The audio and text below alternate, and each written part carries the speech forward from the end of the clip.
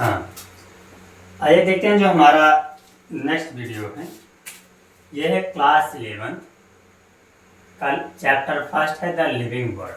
ठीक है, तो यदि लिविंग वर्ड के बारे में देखा जाए तो जैसे कि हम सभी लोग इसकी पिछली कक्षाओं में पढ़ चुके हैं कि लिविंग वर्ड्स में होता है कि हमारे विश्व में जो लिविंग ऑर्गेनिज्म हैं, ठीक है, चाहे वो यूनिसेलुलर हो या मल्टी सेलुलर हो, ये सारे जो हैं हमारे लिविंग वर्ड के अंतर्गत ही आते हैं।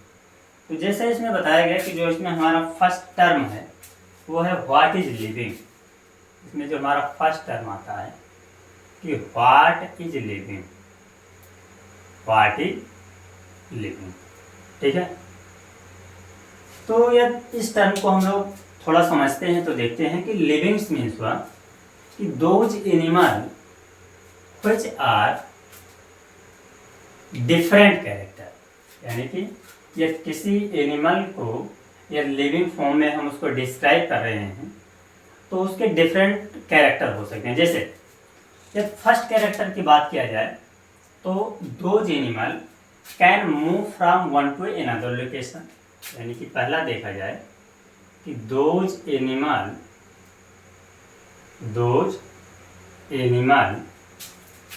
या living organism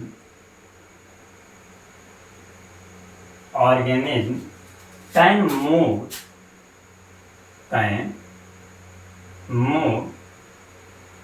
from one two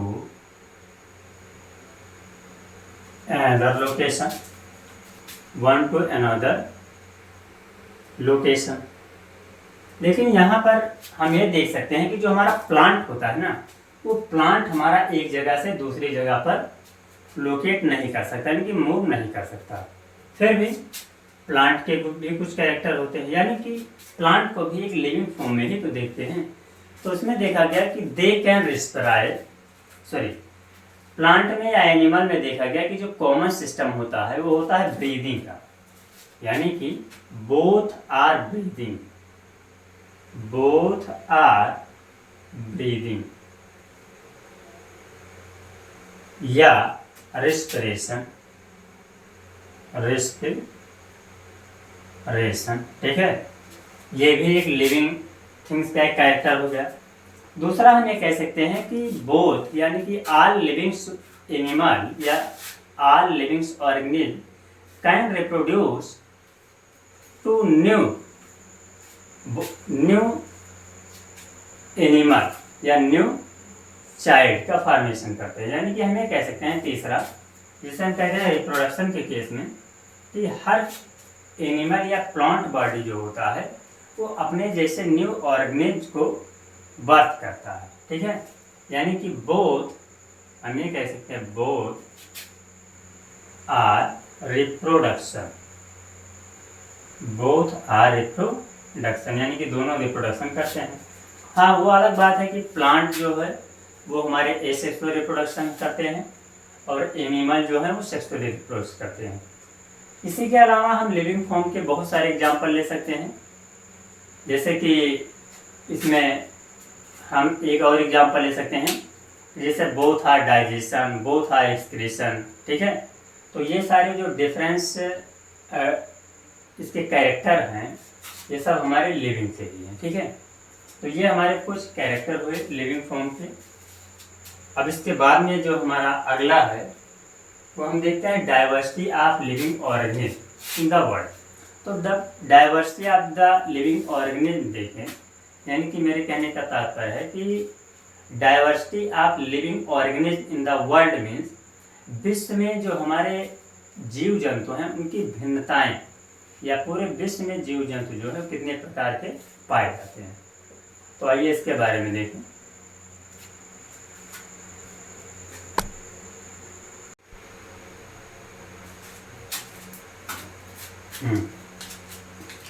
अगर इसमें नॉमेनक्लेचर के बारे में बात करें तो जैसा देखा जाए कि इन प्लांट के केस में, यानी कि पहले देखें इन प्लांट के केस में देखें तो इसमें हम देखते हैं कि प्लांट के केस में हमारा आता है ICBA, क्या ये प्लांट के केस में है, जिसका हमारा फुल फॉर्म होता है international code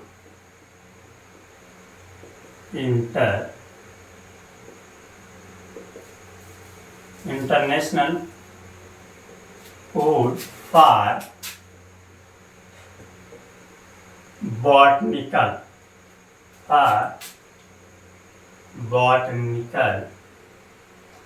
nomenclature, botanical nomenclature,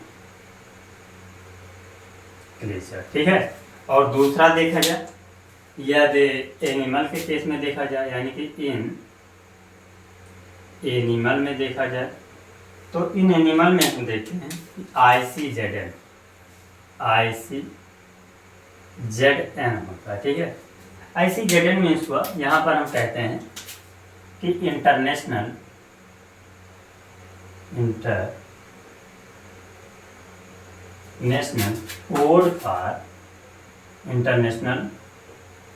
code for यहाँ पर हमारा क्या है, ZN है, यानी कि हो जाएगा जूलॉजिकल नॉमेनक्लेचर, ठीक है, नॉमेनक्लेचर, ठीक है। तो ये हमारा हो गया क्लासिफिकेशन। अब क्लासिफिकेशन में हमने प्लांट का देखा और एनिमल का देखा। अब इसके बाद में जो हमारा क्लासिफिकेशन में आता है, वो आता है, क्लासिफिकेशन हमारा दो प्रकार से होता है। एक तो बताया गया कि बायोनोमियल, और दूसरा हमारा बताया गया कि ट्राइनोमियल, ठीक है। तो यदि क्लासिफिकेशन के बारे में बात करें, कहते हैं कि क्लासिफिकेशन मोस्टली 2 टाइप का होता है। एक होता है बायोनोमियल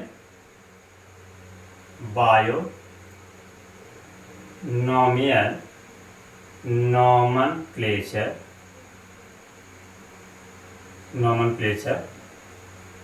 सिस्टम, ठीक है। और दूसरा हमारा होता है ट्राइनोमियल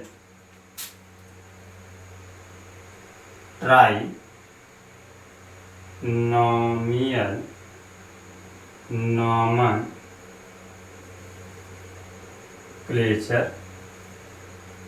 सिस्टम, ठीक है।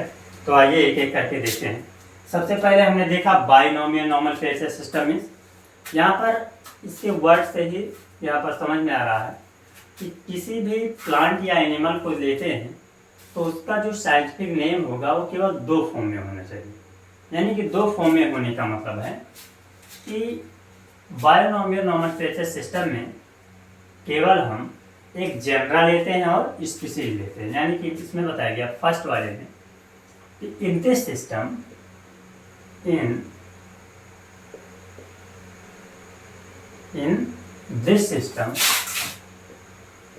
we use only genera,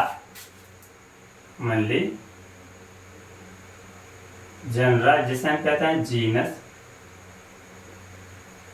and second is species, SPE, ठीक है, सेकेंड स्पीशीज होता है। जैसे ये जिसका एग्जाम्पल हम देखें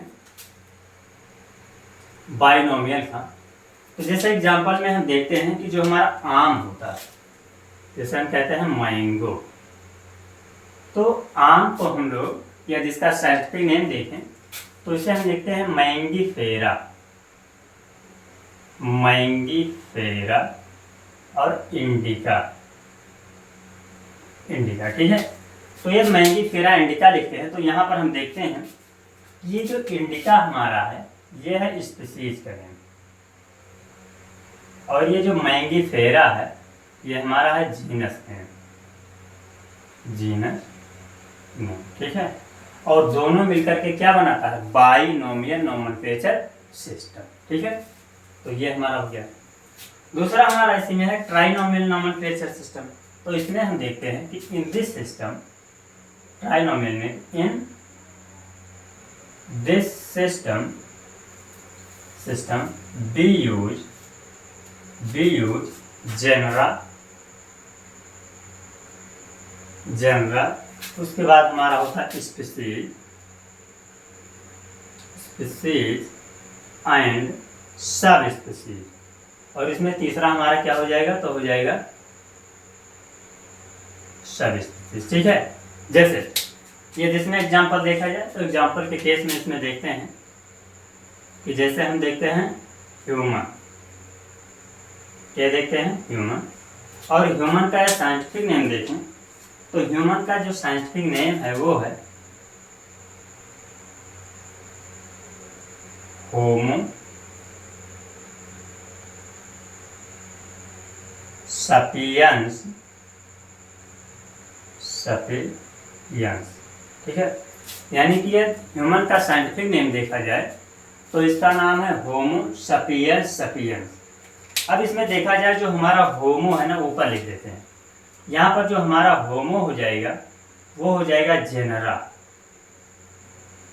होमो क्या हो जाएगा, जनरल।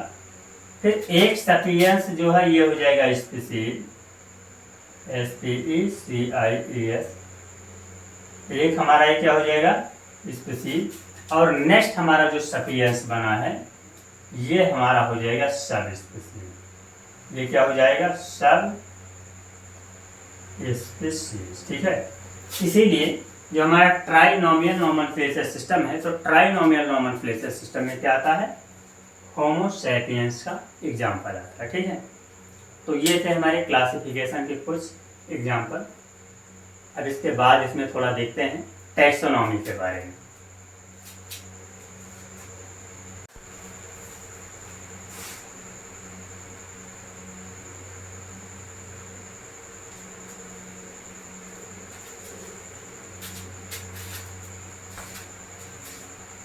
हाँ, अब इसके बाद जो हमारा नेक्स्ट है और लास्ट है वो है टैक्सोनॉमी। तो जैसा कि टैक्सोनॉमी में हम देखते हैं, टैक्सोनॉमी में होता है वर्गीकरण, या टैक्सोनॉमी को एक अदर वर्ड भी इस्तेमाल करते हैं जिसे हम कहते हैं हायरार्की, हायरार्की।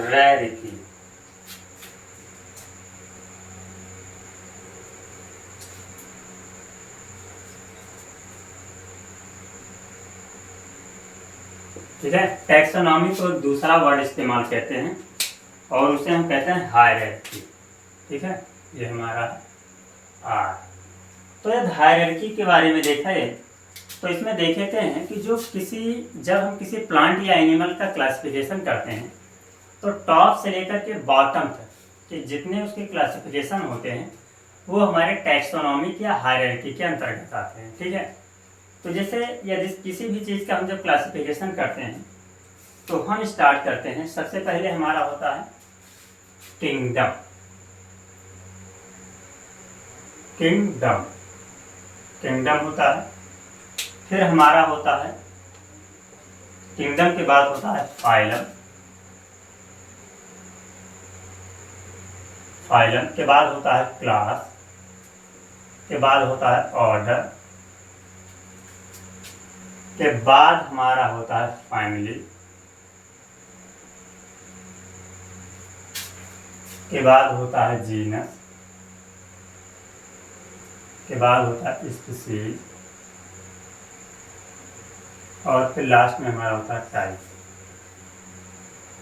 ठीक है ना, यानी कि यदि हम इसको स्टार्ट कर रहे हैं कहाँ से, किंगडम से, लेकिन जब हम इसकी टैक्सोनॉमिक की हायरार्की का स्टडी करते हैं, यानी कि जब टैक्सोनॉमिक हायरार्की को स्टडी करते हैं तो इसको हम स्टार्ट करते हैं सबसे लोवेस्ट यूनिट की तरफ से, यानी कि इसको स्टार्ट किया जाएगा टाइप से, फिर ये टाइप से स्पीसीज से जीनस, फिर उसके बाद फैमिली, उसके बाद हमारा हो जाएगा ऑर्डर, फिर क्लास, फिर फाइलम, और फिर क्या हो जाएगा किंगडम। ठीक है, यानी कि जब इसको हम लोग स्टडी करते हैं तो हमारा क्या हो जाता है, उल्टा हो जाता है।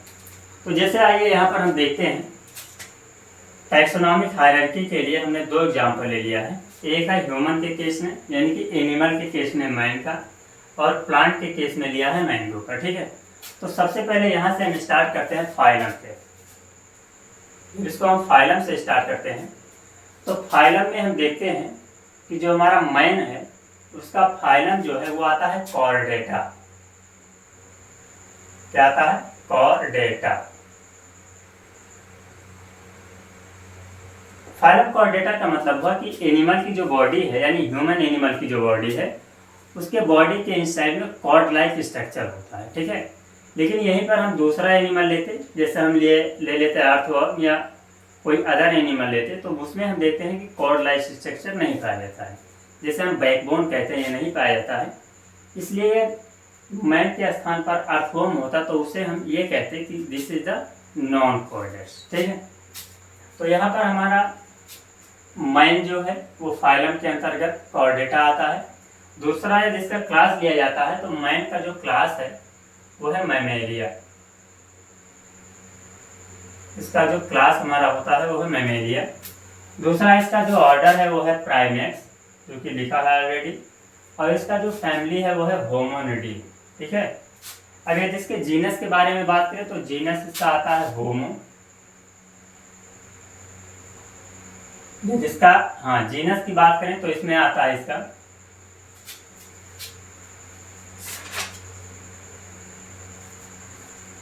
होमो, ठीक है। और ये साइंटिफिक नेम की बात किया जाए तो ह्यूमन का जो साइंटिफिक नेम है वो है होमो सैपियंस, जो कि अभी हम पढ़ चुके हैं। इसका साइंटिफिक नेम की बात किया जाए तो होमो सैपियंस, ठीक है। तो ये हमारा हो गया एनिमल के केस में मैन का। अब दूसरा हम देखते हैं प्लांट के केस में हमारा मैंगो का। तो प्लांट के केस में जब हम मैंगो को देखते हैं तो यहाँ पर हम देख रहे हैं कि मैंगो जो है उसका फाइलम जो हमारा है वो क्या है? एंजियोस्पर्म। मैंगो में हम देखते हैं कि ये एंजियोस्पर्म फैमिली का है। एंजियोस्पर्म मीन्स हुआ कि दीज आर फ्लावरिंग प्लांट होते हैं। एक होता है एंजियोस्पर्म और दूसरा हमारा होता है जिम्नोस्पर्म। तो angiosperm are those plant which are flowering type, ठीक है। और दूसरा है जिसमें इसका क्लास की बात किया जाए तो इसका क्लास जो होता है डाइकोटिलीडन। डाइकोटिलीडन का मतलब होता है कि इसमें जो हमारा मैंगो है, मैंगो का जो सीड होता है, जब उस सीड को हम बीच में से उसको फाड़ते हैं, आधा आधा करते हैं, तो इस आधा आधा करने के बाद में इसमें दो सीड, यानी कि जिसे हम हिंदी में कहते हैं बीज पत्र, तो दो कॉटिलीडन अलग अलग होते हैं, जो कि किस में आते हैं? डाइकोटिलीडन में आते हैं। जैसे एग्जांपल के लिया जाए, मटर हमारा डाइकोटिलीडन में होता है, चना हमारा डाइकोटिलीडन में होता है। लेकिन यह बीट की बात किया जाए, जो हमारा गेहूं होता है वो किसमें होता है? मोनोकोटिलीडन में होता है, ठीक है। अब यह जो मैंगो है इसके ऑर्डर की बात किया जाए तो यह है सैपिनिडेल्स, और यह फैमिली की बात किया जाए तो इसके फैमिली है एनाकॉर्डियेसी, ठीक है। अगर जिसमें जीनस की बात किया जाए तो इसका जीनस है मैंगीफेरा। इसका जीनस है। और यदि इसके साइंटिफिक नेम के बारे में बात करें तो इसका साइंटिफिक नेम है मैंगीफेरा और है इंडिका, ठीक है। तो ये हो गया इसका साइंटिफिक नेम। तो ये हमारा था टैक्सोनॉमी या हायरार्की, जिसको हमने देखा सीक्वेंसली। अब इसके बाद में हमने दोनों में से एक एक एग्जांपल देखा, ह्यूमन में मैन का और प्लांट में मैंगो का, ठीक है। अब यहाँ पर एक क्वेश्चन की बात की जाए तो हमारे टैक्सोनॉमिक हायरार्की को क्वेश्चन में ऐसे सीक्वेंस वाइज पूछ लिया जाता है, ठीक है। तो यहाँ तक आज का हमारा टॉपिक कंप्लीट हुआ। अब इसके बाद में कुछ और हमारे टॉपिक हैं, उसको हम देखेंगे नेक्स्ट क्लास में। क्लास में जाते हुए ये टॉपिक इसमें ये देख लेते हैं कि जो हम लोग इसकी स्टडी करते हैं टैक्सोनॉमी की, तो जब टैक्सोनॉमी की स्टडी करते हैं तो इसमें हम दो चीज़ देखते हैं कभी कभी, कि एक टर्म आता है फ्लोरा और एक टर्म आता है फाना, ठीक है। तो यदि हम इसमें टैक्सोनॉमिक हायरार्की को इसको मिटा दें,